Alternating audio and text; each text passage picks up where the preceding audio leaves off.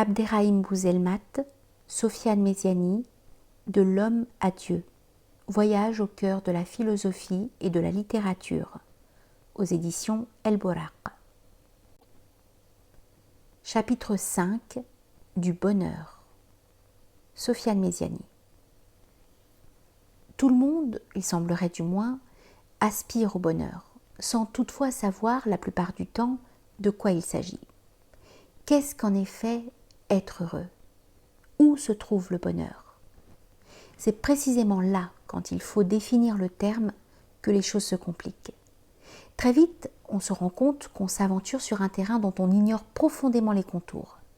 Aussi, faut-il commencer par s'interroger sur le bonheur, avant de s'y aventurer aveuglément, car les frustrations naissent d'abord des confusions qui règnent dans nos esprits. Le malheur, autrement dit, vient surtout du fait qu'on ignore le sens du bonheur. Bien des penseurs se sont longuement interrogés sur la question et ont tenté d'en dresser une esquisse et d'en délimiter les contours. Je t'invite donc, en premier lieu, à une promenade philosophique dans l'œuvre de certains d'entre eux pour aborder le sujet en profondeur et sous divers angles. Entrons d'abord dans le lycée d'Aristote.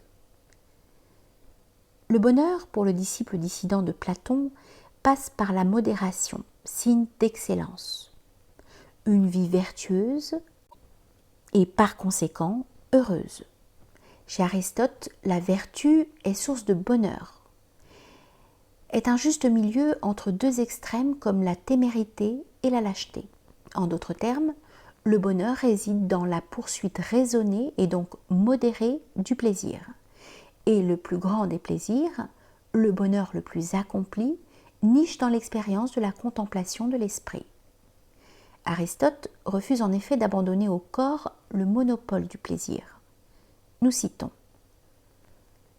les plaisirs corporels ont accaparé l'héritage du nom de plaisir parce que c'est vers eux que nous dirigeons le plus fréquemment notre course et qu'ils sont le partage de tout le monde. Et ainsi, du fait qu'ils sont les seuls qui nous soient familiers, nous croyons que ce sont les seuls qui existent. Fin de citation. L'homme n'est pas doté que d'un corps, il est aussi pourvu d'un nous, c'est-à-dire d'un attribut divin, l'esprit, qui constitue le véritable bonheur de l'homme, s'il s'y ajuste. Nous citons: puisque l'esprit est un attribut divin, une existence conforme à l'esprit sera, par rapport à l'homme, véritablement divine. Il ne faut donc pas écouter ceux qui conseillent à l'homme, sous prétexte qu'il est homme, de ne songer qu'aux choses humaines. Le propre de l'homme, c'est donc la vie de l'esprit, puisque l'esprit constitue essentiellement l'homme. Une telle vie est également parfaitement heureuse. Fin de citation. Mener une vie selon l'esprit est un bonheur surpassant la dimension humaine. C'est un plaisir surhumain. Ouvrez les guillemets. L'homme ne vit plus alors en tant qu'homme, mais en tant qu'il possède quelque chose de divin. Fermez les guillemets. Poursuivons notre balade et allons cette fois-ci cueillir le bonheur dans le jardin d'Épicure. La philosophie épicurienne prend ses racines dans l'atomisme de Démocrite. Elle constitue d'ailleurs un contre-courant par rapport à la pensée dominante de l'époque antique et particulièrement par rapport à la pensée stoïcienne. Sur les bancs du jardin, on enseigne en effet que le monde est un tissu d'atomes incohérents, dépourvus de sens et d'harmonie. Cela dit, le bonheur chez Épicure s'articule en deux temps. Il s'agit d'abord de vaincre nos craintes, notamment la peur des dieux et celle de la mort. Les dieux, selon le philosophe du jardin, vivent là-haut. Ils sont parfaits et n'ont pas de temps à perdre avec les humains. Ils ne s'intéressent pas, en d'autres termes, aux mortels. Voilà pourquoi il ne faut pas les craindre. On remarque au passage que, contrairement aux idées reçues, Épicure n'est pas athée. S'agissant du plus effroyable des maux, la mort, elle, n'est pas à redouter non plus. Étant donné précisément, affirme-t-il dans la lettre à Ménécée, que quand nous sommes, la mort n'est pas présente, et que quand la mort est présente, alors nous ne sommes pas. C'est ainsi qu'il tente de triompher de cette double crainte. Puis après avoir proposé des remèdes pour vaincre la peur des dieux et de la mort, il en vient à la question du plaisir. Épicure distingue 3 types de plaisirs. Les plaisirs naturels et nécessaires, manger, boire. Les plaisirs naturels, mais pas tout à fait nécessaires, comme la sexualité. Et enfin, les désirs non naturels et non nécessaires, comme les besoins artificiels du consumérisme.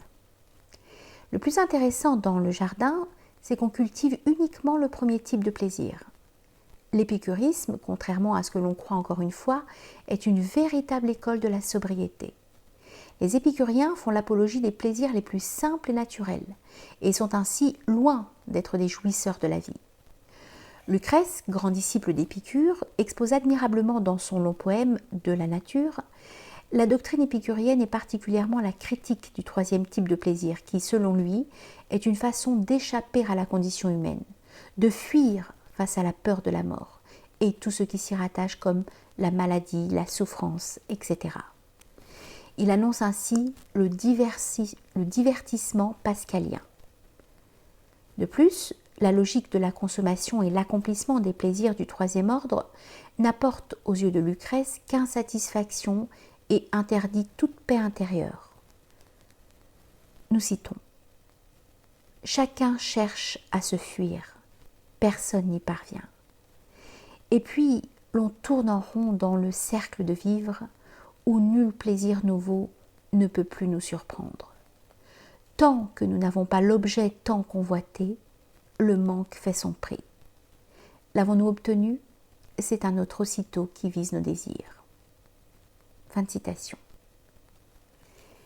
Être heureux dans le jardin d'Épicure revient en somme à vaincre la peur de la mort et des dieux, et à vivre dans la sobriété en se contentant des plaisirs naturels et nécessaires. C'est une philosophie qui, au fond, prône la modération.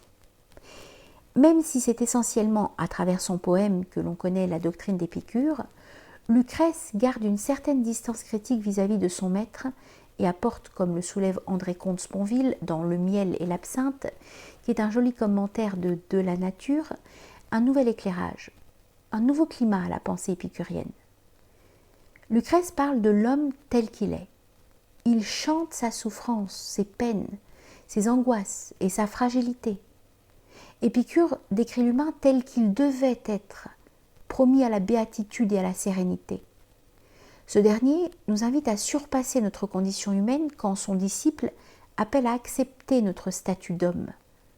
Je souligne volontairement cette nuance intéressante apportée par Lucrèce dans son exposition poétique de la pensée d'Épicure. Peut-être nous permettra-t-elle d'élargir le champ de la réflexion et de nous transporter vers d'autres horizons philosophiques. On peut constater que le bonheur rentable et chimérique qu'on nous vend dans notre société de consommation à outrance est bien loin de celui enseigné dans le lycée d'Aristote et cultivé dans le jardin d'Épicure. Bonheur basé essentiellement sur la sobriété et la modération. Abderrahim Bouzelmat. Ton discours à propos d'un des sujets philosophiques les plus discutés avec celui de Dieu convoque 2 écoles de pensée qui sont au fondement d'une multitude de tendances sur la question du bonheur. Et tu t'y efforces d'en faire la synthèse dans une espèce de vision complémentaire. Je partage cette vision, et j'y joindrai la différence qu'opère Socrate dans Gorgias de Platon entre les bons plaisirs et les mauvais.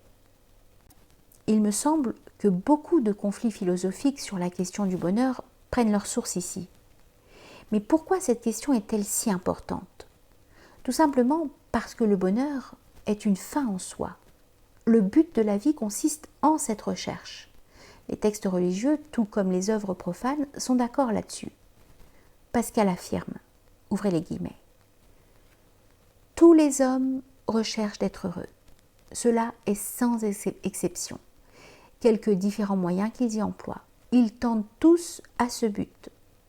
Ce qui fait que les uns vont à la guerre et que les autres n'y vont pas, est ce même désir qui est dans tous les deux, accompagné de différentes vues.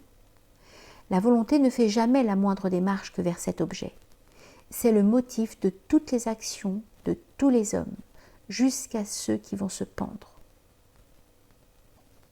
Fermez les guillemets. Toutes les actions sont menées dans cette visée. Et l'amour, la richesse, l'amitié, la santé, les loisirs ne sont que des moyens pour l'atteindre. Mais la plupart des gens ne conçoivent le bonheur que comme une satisfaction des désirs qui habitent notre fort intérieur, d'où cette société de consommation à outrance. Or, il semblerait que le bonheur se montre hors d'atteinte lorsqu'il s'agit de satisfaire des désirs personnels. C'est ce qu'affirme en tout cas Schopenhauer lorsqu'il montre qu'un désir satisfait est automatiquement remplacé pour un autre, empêchant tout repos de l'âme. Puisque l'âme ne peut se passer de la volonté de vouloir toujours plus pour jouir toujours plus haut, le désir serait ainsi le frein principal à tout mouvement vers le bonheur. Ce désir personnel devient encore plus sournois lorsqu'il est doublé d'un désir de satisfaire l'ego. On penserait quelques secondes par exemple que les activités sportives et les régimes alimentaires toujours plus variés et très encouragés en général sont là pour aider à préserver son capital santé. Baliverne. Il s'agit avant tout de se tailler une silhouette dans le but de plaire, et les affiches qui fleurissent juste avant l'été en sont la preuve. Après la libération sexuelle de 1968, le corps, surtout féminin, devient un champ de bataille pour piéger le regard. Soins de toute imagination, chirurgies esthétiques, guerre au vieillissement, obsession de son image. Jean Brodillard explique bien dans La société de consommation en 1970 comment le corps est devenu objet de salut, se substituant à l'âme dans cette fonction morale et idéologique. Côté religieux, le croyant convaincu sait que le bonheur n'est pas de cette vie, qui n'est elle-même qu'un moyen de tendre vers cet idéal. Malgré tout, ce même croyant ne peut concevoir sa vie que comme un enfer d'épreuves. Il cherche donc malgré tout à être heureux dans un monde où il est soumis aux mêmes désirs que ses semblables. Comment être donc heureux ? Dans une très belle nouvelle de Jean Giono, L'homme qui plantait des arbres, le héros fait la rencontre d'un vieux solitaire du nom d'Éléséar Bouffier, qui passe plus de 30 ans à planter inlassablement des arbres, parvenant seul à redonner vie à une nature morte depuis des générations, avec un total désintérêt pour les gloires personnelles. Lorsque, vers la fin du livre, le héros lui rend visite en compagnie d'un capitaine forestier, ce dernier considère l'ouvrage et s'exclame « Il a trouvé un fameux moyen d'être heureux ». J'aime cette idée du bonheur, à savoir que le plus noble des sentiments se trouverait finalement dans l'abnégation, le sacrifice de soi pour des causes moralement supérieures, telles que la protection de la nature, le concours à l'entretien de la vie sur Terre sous toutes ses formes. Ce sont bien là des projets qui devraient préoccuper les hommes qui veulent rendre possible l'avenir. Sofiane Méziani. En effet, on a cherché en vain le bonheur dans la satisfaction des désirs. On n'y a trouvé au contraire qu'ennui et souffrance. Schopenhauer, que tu convoques ici, l'a souligné avec beaucoup de profondeur, et j'aimerais qu'on le garde près de nous quelques instants parce que sa pensée est particulièrement éclairante. D'abord, Schopenhauer n'est pas le pessimisme dépressif, le pessimiste dépressif névrosé qu'on croit. C'est mal le comprendre. Son pessimisme, en fait, est méthodique. Il relève d'une position philosophique qui n'a rien d'un sentiment psychologique. Faut-il rappeler à ce propos qu'il est l'auteur de L'art d'être heureux ? Il entend, dans un premier temps, prouver de façon très rationnelle que la vie n'a pas de sens et qu'elle est profondément absurde. À ses yeux, deux traits caractérisent le monde. D'un côté, la représentation, c'est-à-dire la surface claire et distincte, ou la partie émergente de l'iceberg. De l'autre, le vouloir, la volonté, ou plus précisément, le royaume des forces inconscientes et des motifs cachés, c'est-à-dire la partie la plus importante de l'iceberg. C'est une philosophie qui, par ailleurs, annonce la psychanalyse freudienne. Le monde de la représentation est celui de la clarté et de la conscience, ce que Nietzsche, encore sous l'influence de Schopenhauer, nommera l'apollinia. Dans cette partie du monde, tout est explicable, rationnel et par conséquent très rassurant. Néanmoins, dès qu'on prend la peine de creuser pour voir sur quel substrat repose la représentation, on découvre un terrain de puissances aveugles, de forces inconscientes. C'est le monde de la volonté ou du vouloir. L'être humain s'illusionne en effet quand il croit vivre librement dans un monde clair et rationnel, alors que dans le fond, il est guidé, conditionné par des énergies obscures, sous-jacentes. Autrement dit, le monde de la représentation est subordonné à celui du vouloir qui agit à notre insu. Ouvrez les guillemets. Tout ce qui s'opère, affirme Schopenhauer, par le médium de la représentation, c'est-à-dire de l'intellect, n'est qu'une plaisanterie par rapport à ce qui émane directement de la volonté. Fermez les guillemets. C'est à l'appui de cette vision binaire du monde que l'auteur du monde comme volonté et comme représentation va articuler sa conception du bonheur. En plus de n'avoir pas de sens, puisque selon Schopenhauer, même en cherchant la cause de chaque phénomène, puis la cause de la cause, on ne trouvera jamais la cause première. Et ainsi les explications finissent par se perdre dans le sable. En plus du non-sens, donc, la vie oscille en permanence entre la souffrance et l'ennui. C'est une véritable philosophie de la tragédie. En effet, et là, on en vient à ton propos sur le désir. L'ennui et la souffrance naissent de l'éternelle insatisfaction qui caractérise l'homme. Un désir, une fois assouvi, laisse place à un autre désir, et ainsi de suite. C'est donc cette soif inextinguible qui provoque spleen et douleur, car à force de désirer et de déployer toute notre force à chercher à assouvir nos désirs, on accroît ses risques d'échec, et donc de souffrance et d'ennui. Car il y aura toujours plus de désirs que de moyens de les assouvir. C'est cette nature cupide de l'homme qui, selon Schopenhauer, rend la vie douloureuse. Faut-il préciser au passage, comme le souligne habilement Alexis Filonenko, l'un des plus grands spécialistes de la pensée allemande, que Schopenhauer n'établit entre la volonté et le désir qu'une différence de degré, non de nature, contrairement à Kant. Comment donc être heureux si la vie est ennui et souffrance ? Pour Schopenhauer, la voie qui mène au bonheur passe par un processus de libération. Il faut s'émanciper du monde du vouloir qui sous-tend et conditionne nos actions. Il propose pour ce faire, dans L'art d'être heureux, 3 manières d'y parvenir. L'art comme consolation, la morale comme exercice de piété et la spiritualité comme voie d'accès à la sérénité. L'art, par sa créativité, permet en effet de s'évader de la prison du vouloir et des pulsions inconscientes. D'autre part, Schopenhauer développe toute une morale de la compassion, notamment envers la nature et les animaux, comme moyen de se soustraire au monde de la volonté. Notre philosophe a d'ailleurs légué sa fortune à Atma, son caniche. Enfin, Schopenhauer, qui est d'inspiration bouddhiste, explique que la spiritualité est chose fondamentale pour le bien-être et la sérénité de l'être humain, car elle permet surtout de vaincre ses peurs, notamment celle de la mort. Mais il est une chose assez ambiguë chez Schopenhauer. Pour lui, le bonheur dépend de notre tempérament. Ouvrez les guillemets. Une gaieté de caractère, écrit-il, détermine la capacité pour les souffrances et les joies. Fermez les guillemets. Autrement dit, pour être heureux, il faut être de nature joyeuse.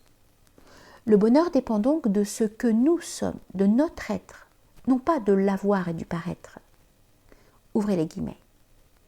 Ce que quelqu'un possède pour soi, affirme-t-il, ce qui l'accompagne dans la solitude et que personne ne peut lui donner ni lui prendre, voilà qui est plus essentiel que tout ce qu'il possède ou ce qu'il est aux yeux des gens. Fermez les guillemets. C'est en ce sens que Schopenhauer distingue 3 éléments chez l'être humain.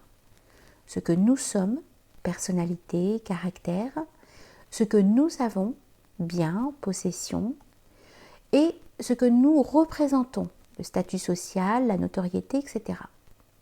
Cependant, et c'est là qu'apparaît toute l'ambiguïté de sa pensée, l'être humain, selon le philosophe de Francfort, ne peut changer.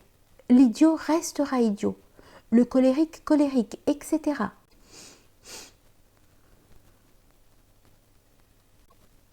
Or, dans ce cas, si nous sommes déterminés génétiquement, pourquoi proposer des règles de vie pour être plus heureux dans l'art d'être heureux? Sans doute, suppose le philosophe Frédéric Lenoir, parce qu'il a été malheureux toute sa vie. En plus de sa santé très fragile, il rencontre un certain nombre d'épreuves affligeantes. Suicide de son père alors qu'il n'a que 17 ans, frustration affective, revers sentimentaux qui le conduiront à renoncer à tout projet de mariage. Quant à sa vie professionnelle, elle n'en fut que plus désolante. Son livre Le monde comme volonté et comme représentation est passé inaperçu pendant plus de 30 ans et ses cours à l'université furent la plupart du temps annulés faute d'auditeurs. En tous les cas, les pistes proposées par Schopenhauer, au-delà des ambiguïtés qu'elles soulèvent, demeurent très pertinentes et doivent être explorées plus en amont. Abderrahim Bouzelmat. Notre propos depuis le départ tourne essentiellement autour du désir comme entrave principale à l'accès au bonheur, et ton exposé sur la pensée de Schopenhauer pourrait très bien refermer le chapitre. Cependant, il faudrait noter que le désir n'est pas le besoin qui renvoie plutôt à une dimension biologique. Le désir, qui est plutôt de l'ordre du psychique, naît des passions que Kant dit obsédantes et difficiles à vaincre. Lorsque la passion devient trop intense, elle s'empare de l'arme de l'intelligence qu'elle soumet à ses caprices. L'homme peut devenir une machine à tromper ou à tuer. Cela entraîne des tragédies de la violence que nous connaissons. Seul Don Juan de Molière prend le contre-pied des philosophes et fait du désir perpétuel en matière d'amour et du changement la condition du bonheur. Il démolit ainsi méthodiquement tout ce qu'Aristote avait construit et que tu as rappelé plus haut. Mais bien que curieuses, les recommandations de Don Juan ne peuvent être longtemps prises au sérieux. Nous savons comment il finit, et l'œuvre de Molière est essentiellement ironique. Tout reposerait donc sur la maîtrise des passions que Kant avait annoncée quasiment insurmontable. Rousseau, toujours dans Julie ou la Nouvelle Héloïse, explique qu'on peut maîtriser les désirs en les jetant les uns contre les autres. L'on triomphe des passions qu'en les opposant l'une à l'autre. L'homme doit donc se poser en arbitre de ses passions, se retirer progressivement du jeu et donner un équilibre à sa vie par une opposition mesurée. Toujours pour Rousseau, il est vain de vouloir vaincre les passions par un tempérament froid et désintéressé, comme peut le recommander par exemple l'homme de foi. Pourtant, à la fin de sa vie, le même Rousseau porte un tout autre regard sur la condition du bonheur sur Terre. Dans la 5e promenade de ses rêveries, il précise que seules les âmes désintéressées des passions de ce monde et qui cultivent un état d'apaisement interne peuvent accéder à un état de paix intérieure. Nous citons. Le sentiment de l'existence dépouillé de toute autre affection est par lui-même un sentiment précieux de contentement et de paix, qui suffirait seul pour rendre cette existence chère et douce à qui saurait écarter de soi toutes les impressions sensuelles et terrestres qui viennent sans cesse nous en distraire et en troubler ici-bas la douceur. Fin de citation.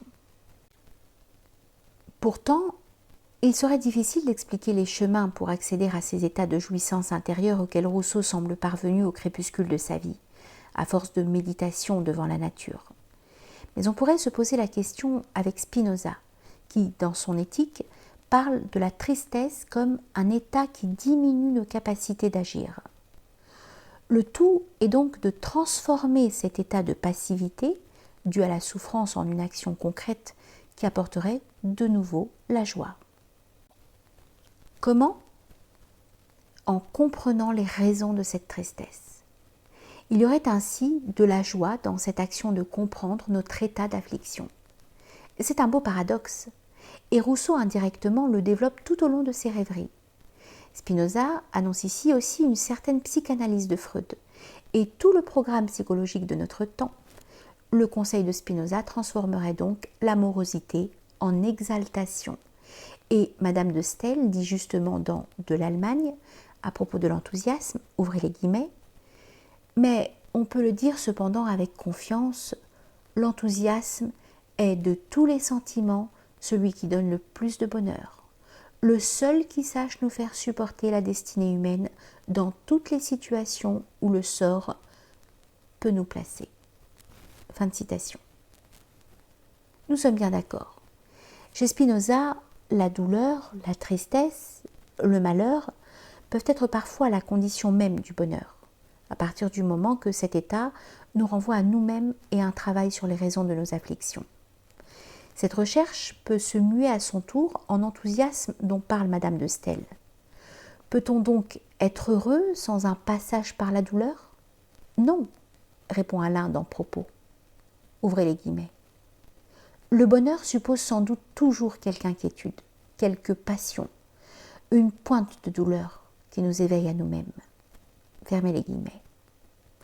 S'éveiller à soi-même supposerait une bonne connaissance de son propre être.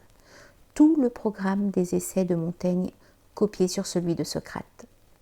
Se connaître et se comprendre, c'est s'affirmer à ses semblables avec sa propre pensée, ses propres goûts, sa propre sensibilité. Cette attitude, c'est celle qui nous éveille au monde, somme toute. Sofiane Messiani. Se connaître, se peindre, en effet. Socrate et Montaigne ont sans doute été très lucides sur ce point, car beaucoup se sont aventurés en vain à chercher le bonheur à l'extérieur, dans le matériel, les objets, l'argent, la notoriété, alors qu'il était là, tout près, en chacun de nous, dans notre citadelle intérieure. Se connaître, se découvrir, car au fond, c'est en soi que se trouvent les portes d'accès au bonheur.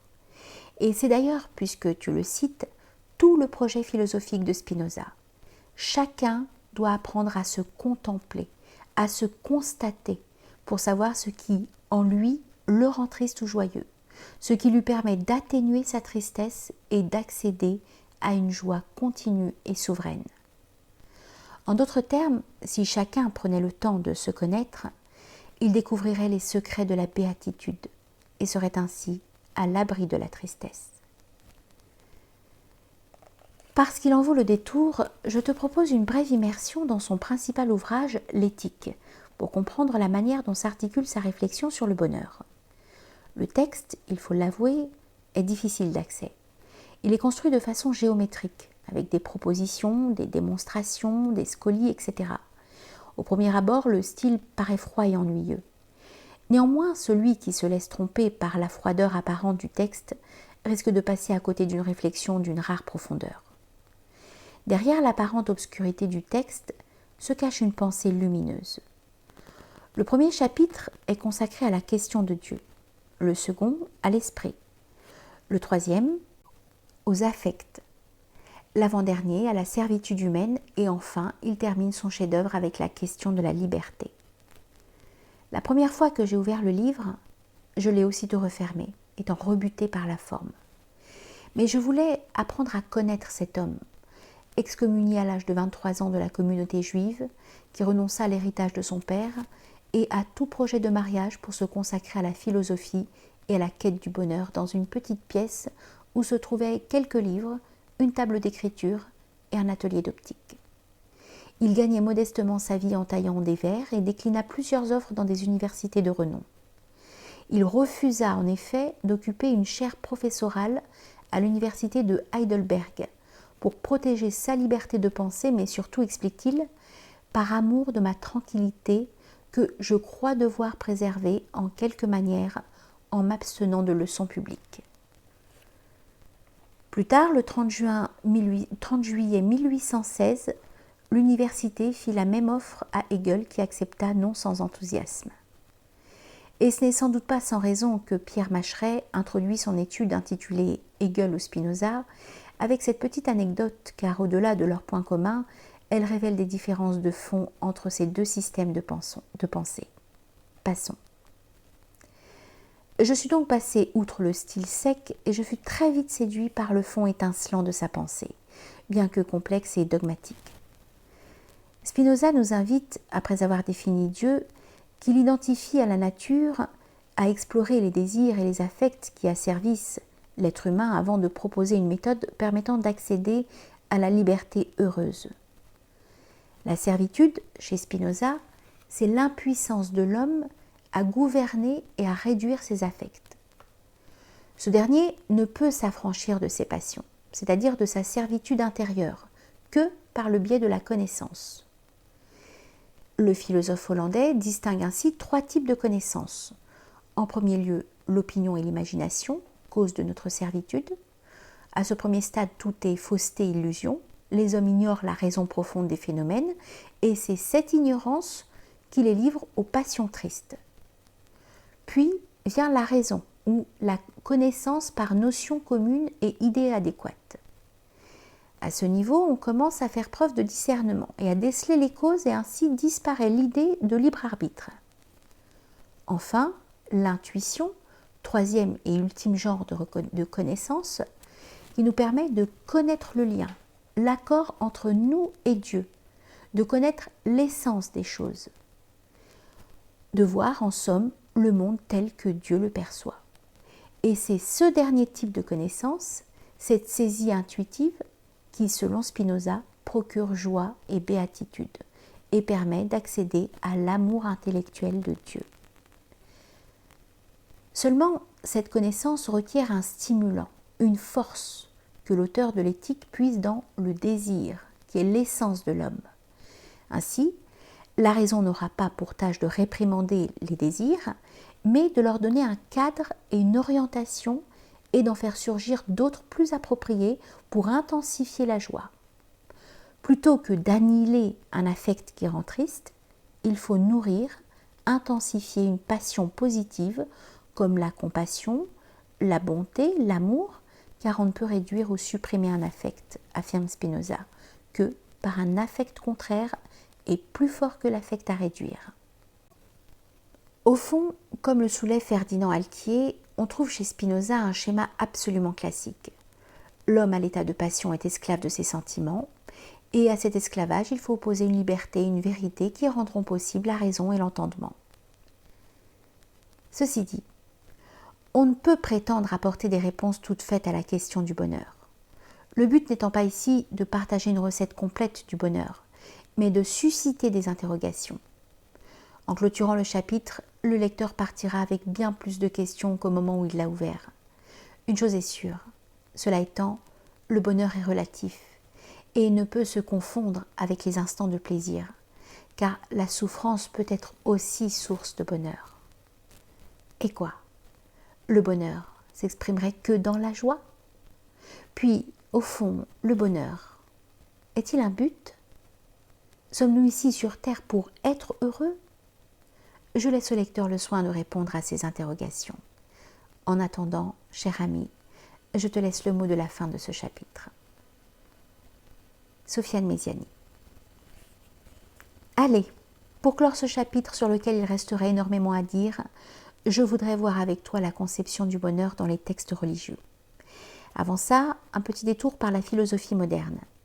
Chez les utilitaristes, le bonheur de soi passe avant tout par le bonheur de la société tout entière. Les actions individuelles doivent être utiles au plus grand nombre. C'est la pensée de Bentham, prolongée par celle de Mill. L'équation est simple, puisque tout le monde aspire au bonheur, chacun devrait travailler dans l'intérêt de l'autre. Il y a dans cette philosophie une définition importante du plaisir. J'invite donc à creuser plus avant dans l'ouvrage Utilitarisme de Mill. Cette conception nouvelle du bonheur s'écarte pour la plupart de celle prônée par le christianisme. Pour en avoir matière à discuter, citons ce passage archi-connu de la Bible. Ouvrez les guillemets. Jésus s'était arrêté dans la plaine et la foule l'entourait. Regardant alors ses disciples, Jésus dit « Heureux vous les pauvres, car le royaume de Dieu est à vous. Heureux vous qui avez faim maintenant, car vous serez rassasiés. Mais malheur à vous les riches, car vous avez votre consolation. Malheur à vous qui êtes repus maintenant, car vous aurez faim. Malheur vous qui riez maintenant, car vous connaîtrez le deuil et les larmes. » Fermez les guillemets. La lecture qui a toujours été faite de cet extrait est le fait que le bonheur chrétien est essentiellement tourné vers le ciel. Les pauvres connaîtront la félicité plus tard, tandis que les riches, trompés par les fausses et surtout éphémères jouissances d'ici-bas, connaîtront bientôt les réalités d'une vie misérable. Par 3 fois, le terme malheur ouvre les apostrophes faites aux nantis d'ici-bas. On penserait alors que le bonheur chrétien n'est pas de ce monde, et c'est à peu près la lecture de tout le monde. Pourtant, Pierre Leroux, examinant de près les textes de l'Évangile, tire la conclusion dans son œuvre De l'humanité, de son principe et de son avenir, en 1840, que le bonheur n'est pas pour un autre monde, mais pour un temps futur. C'est-à-dire que le bonheur chrétien doit se réaliser sur la terre et non ailleurs. Par-delà, il ruine l'ancienne interprétation et recentre le débat sur la condition de l'homme sur terre. Pour lui, son bonheur est possible ici et pour bientôt. Ouvrez les guillemets. Vainement soutiendrait-on que le christianisme n'avait pas de but terrestre, que son but était avant tout céleste et spirituel. Je l'ai déjà dit, ce préjugé tient à une fausse conception de ce qu'on doit entendre par le ciel. Jésus, en disant « Mon royaume n'est pas encore de ce temps », mettait le ciel dans le temps et non dans l'espace. Jésus est le prophète de l'idéalisme et sa doctrine est la prophétie de l'idéal s'incarnant dans le monde. La charité du christianisme avait évidemment pour but de se réaliser sur la terre. Un régime de fraternité et d'égalité est au bout de toutes les prophéties de l'Évangile et de tout son dogme religieux. Fermez les guillemets. Le Coran exprime l'accès possible au bonheur dès cette vie. Ce bonheur est surtout dans la quiétude, la paix intérieure, mais également dans les biens matériels. Le tout est que ces biens ne deviennent pas objet de corruption et participent, par leur harmonieuse utilisation, à l'épanouissement du bien général. Le projet du Coran est une invitation au bonheur dans la condition, dont la condition est la croyance ferme en un Dieu unique qui appelle l'homme à être aussi bon, généreux et miséricordieux à l'égard de l'ensemble de la création, comme lui-même l'a été envers ce même homme. Les passages en ce sens abondent, mais j'aimerais attirer particulièrement l'attention sur un extrait de la sourate Le Récit, où il est question de Corée à travers lequel Dieu adresse un discours au commun des mortels. Nous citons « Et recherche à travers ce que Dieu t'a donné la demeure dernière, et n'oublie pas ta part en cette vie, et sois bienfaisant comme Dieu a été bienfaisant envers toi, et ne recherche pas la corruption sur terre, car Dieu n'aime pas les corrupteurs. » Fin de citation. Le but n'est donc pas d'empêcher l'accès aux biens et au confort. Ils sont une bonne option pour atteindre le bonheur. Bien au contraire, le passage « et n'oublie pas ta part en cette vie » est au centre du verset et montre qu'il est légitime de se battre pour la part de bonheur qui nous revient, mais à condition que cela demeure un moyen pour atteindre un but supérieur et non pas une fin en soi. En faisant donc du bonheur un moyen et non une finalité, l'homme est forcé de rester concentré sur le vrai but qui est celui du bien commun, du combat contre la corruption et par-delà la voie royale vers la paix humaine.